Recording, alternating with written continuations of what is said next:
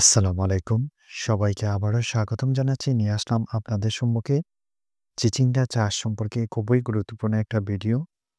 আজকের পুরো ভিডিওর মাধ্যমে জানিয়ে দেব আপনারা এই সময়টাতে চিচিঙ্গা বীজ কিভাবে বপন করবেন।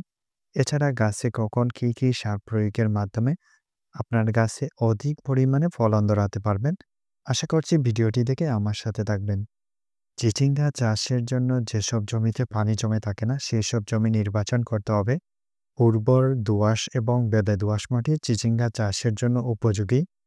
চিচিঙ্গা আমাদের দেশে গ্রীষ্মকালীন সবজির মধ্যে জনপ্রিয় একটা সবজি। মাদা প্রস্তুতের মাধ্যমে চিচিঙ্গাটা চাষ করতে হয়। ২ মিটার দূর এক একটা মাদা প্রস্তুত করবেন। এক একটা মাদার মধ্যে ৫ থেকে ১০ কেজি পরিমাণে গোবর সার, এর পাশাপাশি যে সকল রাসায়নিক সার প্রয়োগ করবেন ১০০ গ্রাম টিএসপি ও ৫০ থেকে ৬০ গ্রাম এমওপি সার এক একটা মাদার মধ্যে প্রয়োগ করবেন। সারগুলা প্রয়োগের পরপরই অবশ্যই জমির মধ্যে বেড প্রস্তুত করতে হবে এবং এক একটা বেড থেকে অন্য বেডের মাঝখানে সারি প্রস্তুত করতে হবে। ৪০ থেকে ৫০ সেন্টিমিটার মধ্যখানে আপনারা নালা প্রস্তুত করবেন। প্রত্যেকটা বেডের উচ্চতা আপনারা ২৫ থেকে ৩০ সেন্টিমিটার উঁচু রাখবেন। চিচিঙ্গা বীজ কিভাবে বপন করবেন? শুরুতে বাজার থেকে উন্নত জাতের বীজ বেছে নিতে হবে। হাইব্রিড জাতের যেকোনো একটা জাত বেছে নেবেন। অল্প কিছু পানিতে আপনারা ২৪ ঘন্টা এই বীজগুলা ভিজিয়ে রাখতে হবে। চিচিঙ্গা বীজের মধ্যে হাইব্রিড জাতের মধ্যে যেমন নকশি প্লাস, আশা, পদ্মা, আশা প্লাস, সুরমা গ্রিন, অনিকা, কাজল, সুপ্রিমা, মহুরী, টনিক, সুরমা উল্লেখযোগ্য এইসব জাতের মধ্যে যেকোনো একটা জাত বেছে নিতে পারেন। ২৪ ঘন্টা বীজগুলা ভিজিয়ে রাখার পর সুতি একটা কাপড় ভিজিয়ে নেবেন। এই সুতি কাপড়টার মধ্যে সব কয়টা বীজ নিয়ে ঢাকনাযুক্ত যেকোনো পাত্রের মধ্যে ২ দিন ঢেকে রাখুন। তখন দেখবেন সব কয়টা বীজের মধ্যে শিকড় চলে আসবে। শতকে যদি আমরা চিচিঙ্গা বীজ বপন করি, তাহলে ১০ থেকে ১৫ গ্রাম বীজের প্রয়োজন হবে। একর প্রতি ১ থেকে ১.৫ কেজি এবং হেক্টর প্রতি ৪ থেকে ৫ কেজি বীজের প্রয়োজন হবে। এক একটা মাদার মধ্যে আপনারা ৩ থেকে ৪টি বীজ বপন করবেন। ১ ইঞ্চি গভীরে এক একটা বীজ পুঁতে দেবেন। বীজ বপনের পর চারা উঠতে দেরি হলে আপনারা মাদার মাটিটা হালকা পরিসরে পানি দিয়ে ভিজিয়ে দেবেন। এতে করে খুব তাড়াতাড়ি অর্থাৎ ৬ থেকে ৭ দিনের মধ্যে চারা গাছ গজিয়ে যাবে।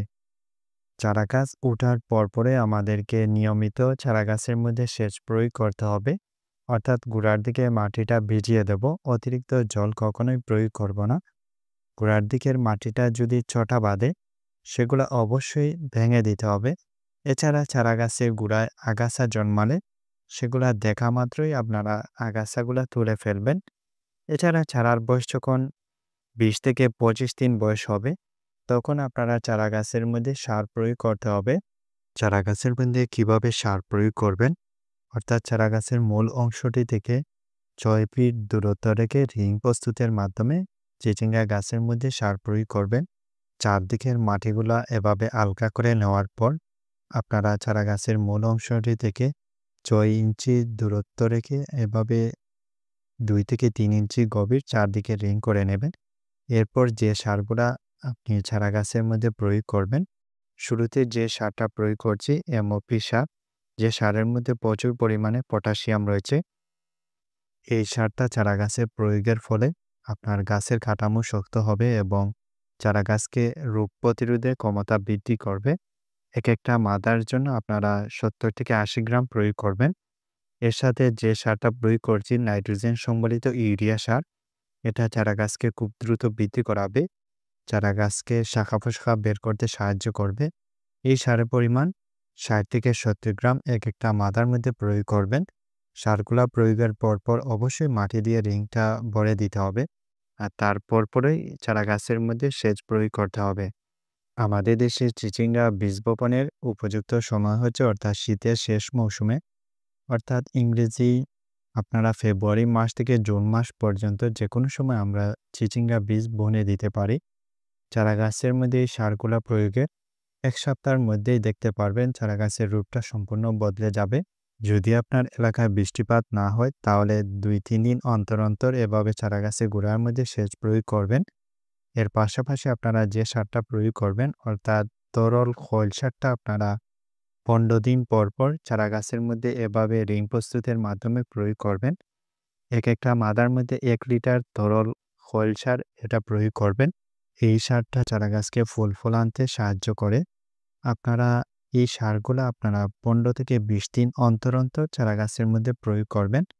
আর চারা গাছের উচ্চতা যখন অর্থাৎ 20 থেকে 25 সেন্টিমিটার উঁচু হবে, তখন চিচিঙ্গা গাছের মধ্যে বাউনি দিতে হবে।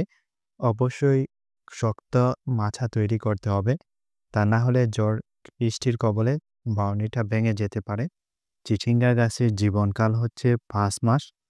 অর্থাৎ চারা গাছের বয়স যখন 60 থেকে 70 দিন হবে, তখন আপনারা সঠিকভাবে পরিচর্যা করলে শতকে 100 কেজি এবং হেক্টরে 20 থেকে 25 টন ফলন সংরক্ষণ করতে পারবো।